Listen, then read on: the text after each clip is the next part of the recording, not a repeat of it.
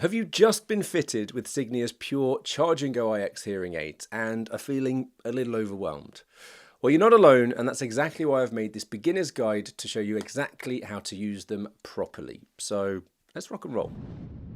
Now, this is the first time I'm making a quick user guide video of this type for Signia, and if you guys think that it's helpful, could you do me a favor and write yes in the comments, and I'll make these videos for all new tech that comes out going forwards. If, on the other hand, you think it's a waste of time, write no, and I'll move on with my life. Enough of this waffling now, let's get hands-on. So starting with the basics, I'll run through the physical side of things.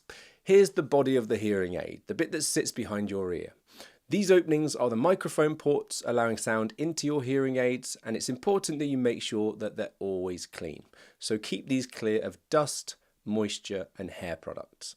I'll go into more detail on maintenance later on in today's video. Next up, this is the multifunction rocker switch, which is a soft key and can be programmed to do a range of different things, from the likes of changing programs, adjusting your tinnitus therapy signal, to adjusting the volume and answering, hanging up, or even rejecting phone calls. Alternatively, you can disable it if you'd prefer. Its functions need to be set with your audiologist in their practice, so discuss your needs with them and you can program it with the best functions for you. Signia's defaults are with a short press of the lower button, it turns both hearing aids down, and a short press of the top button turns both hearing aids up. And when I say both hearing aids, I mean that you can either press your left or your right hearing aid. It will wirelessly adjust the other side too. As well as that, if you hold down the lower button for 3 seconds, this turns the hearing aids off completely, and hold it down again for another 3 seconds to turn it back on. It's worth noting that this needs to be done separately for each hearing aid. On the inside here, you'll notice a coloured marker for each ear.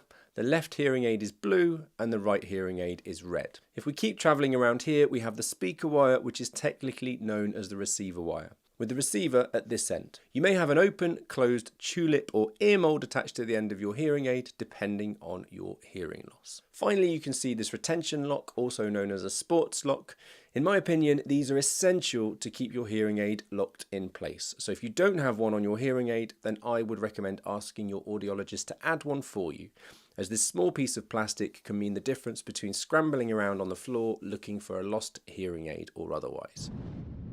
Before you wear your new hearing aids for the first time, you'll want to charge them for around 4 hours in total, which is the length of time that you'll need to fully charge them every evening. Your audiologist should have technically charged them before they fit you with them, so they should last you for a full day when you first wear them home from the clinic. When you get home that evening and charge them for the first time, it doesn't matter which way round you drop them in the charger. They'll still charge, but they sit better if the receiver wires are sat on the inside. You'll see a green flashing light on the charger when your hearing aid is charging, which will turn solid green when it's fully charged. Now, you'll be pleased to hear that you can leave them in the charger overnight, and there's clever circuitry in place to stop them from charging automatically when they're full, so you don't need to worry about overcharging them. If you have the portable charger, it contains an internal power bank that gives multiple full charges without needing a wall socket. So if you go camping for the weekend or somewhere without access to power, you can charge them on the go without needing to worry about your hearing aid batteries dying. In reality, it's pretty rare for hearing aid batteries to die during the day nowadays, with the batteries lasting in these things up to 36 hours per charge. However, if you hear an alert sound through your hearing aids, then this means that your battery is running low and it's time to get them back in the charger. That signal will be repeated once every 15 to 30 minutes depending on your settings. And depending on the usage of your hearing aids, you have approximately an hour and a half to charge your hearing aids before they will stop working completely. So get them on charge as soon as you hear it. As with all rechargeable hearing aids, turning these things on and off could not be easier. When you place them into the charger, they will automatically turn off, and when you remove them, they will automatically turn on. As I mentioned earlier, if you want to do this manually, so let's say you go swimming for the day but you don't have your charger with you, simply press and hold the bottom button down for 3 seconds to turn them off. And this will prompt the power down melody from your hearing aid, and then do the same again to turn them back on, which will prompt the power or the start up melody. As I covered earlier, Signia's push button is multifunctional and can have various functions depending on how you agree it should be set with your audiologist. Not only can it turn your hearing aids on and off, but you can also have it set to adjust your volume, choose programs, and even answer drop or decline phone calls. Alternatively, you can have it do nothing at all. So if you like, I would recommend discussing all of these options with your audiologist in clinic, and they'll establish the most effective and the easiest settings for you to get the best out of your hearing aids.